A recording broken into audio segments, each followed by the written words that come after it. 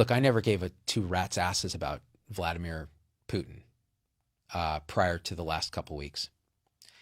I'll be honest. Like, you know, yeah, he's been around. I remember Yeltsin. Yeltsin was a drunk.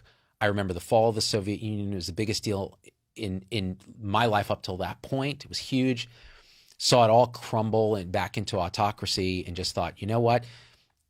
That part of the world has hundreds of years of momentum in terms of autocracy, from the czars, before the czars, and that's just going to take a long time to unwind, right? Now you have a guy, Putin, who is an example of psychological dysfunction projecting into the world. The fact that if we don't work on ourselves, we are a manifestation. The world is a manifestation of our inner state. It really is. And Putin is a great example. Here's a guy who's increasingly apparently diseased, stuck in the past, egoically deluded, projecting his own conditioning onto a sovereign, democratically governed country.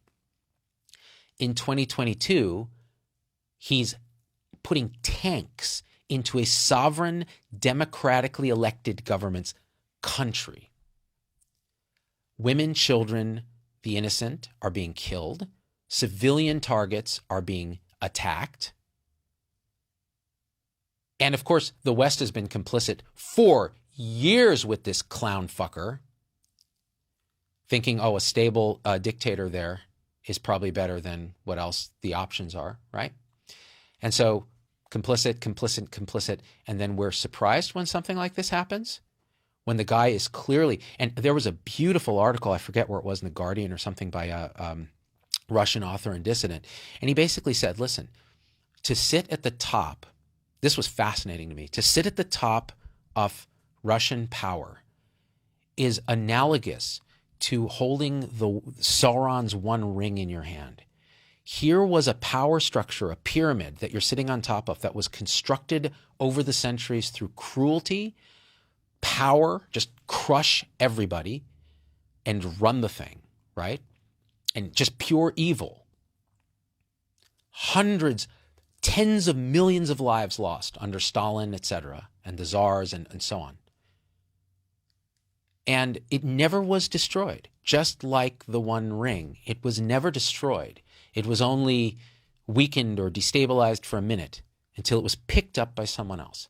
So when the Soviets fell, that person that sits on top of that pyramid of power, that filthy, evil, poisonous ring, right, that sits on top, is inevitably corrupted by it. Yeltsin goes to war in Chechnya, becomes, a laughing stock of everything, hands it off to Putin. Putin, who starts with all this energy, look at what's happened, right?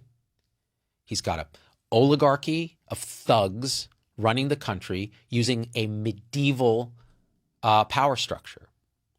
And that's what that pyramid, that unconscious collective pain body of Russian history has generated, right? And now here he is on the top of it, and you don't think he's going to be absolutely destroyed by it. And the point that this guy made in the piece was Frodo, who was good.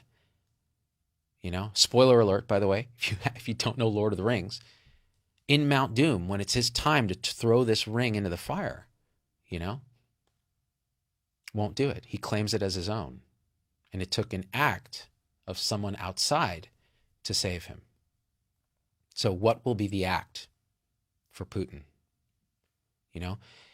If you aren't affected by seeing tanks marching on a European country, a modern European country in 2022, with shells, artillery, tanks, air, and infantry in 2022, if you're not looking at that as a medieval throwback to an insane era that we've since transcended, all right, and if that doesn't upset you, then I would argue that you need to look harder.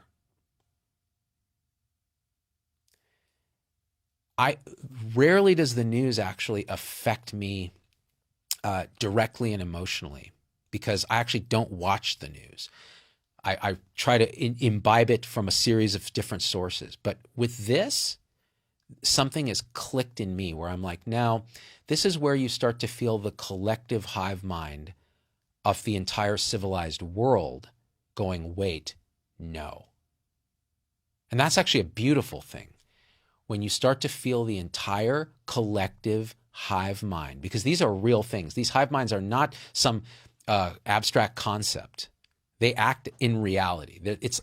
That's how it feels, right? So it's as real as anything. You can feel the collective outrage, fear, like this is a nuclear power, right?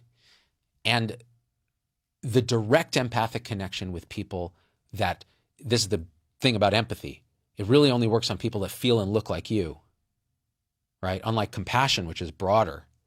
Pure empathy is like, oh, I could really put myself in their shoes because I could be me, right? Well, people can see women and children in Ukraine and this thug fucking dictator coming in with what provocation exactly? Oh, that maybe they're aligned with the West. Okay, I get the geopolitics of it. So you're going to use war as your tool in the 21st fucking century? So you feel it, right? You feel it. You feel it as a kind of a, I don't know how to describe it. I feel it during meditation. I feel it when I'm not meditating. But it's the same thing. We're allowing our own psychological delusion to be weaponized and projected onto others. Just like on Twitter, so goes it on a massive scale in Russia. The collective unconscious of history produces this figure, Putin, that sits on top of this poisonous pyramid. When will the pyramid be deconstructed? When we'll be able to actually look at what's going on and go, no, this is not. I mean, look at the resources, the people of Russia. Like, this is one of the great powers by birthright, and it squandered itself in this power structure and the shackles of history.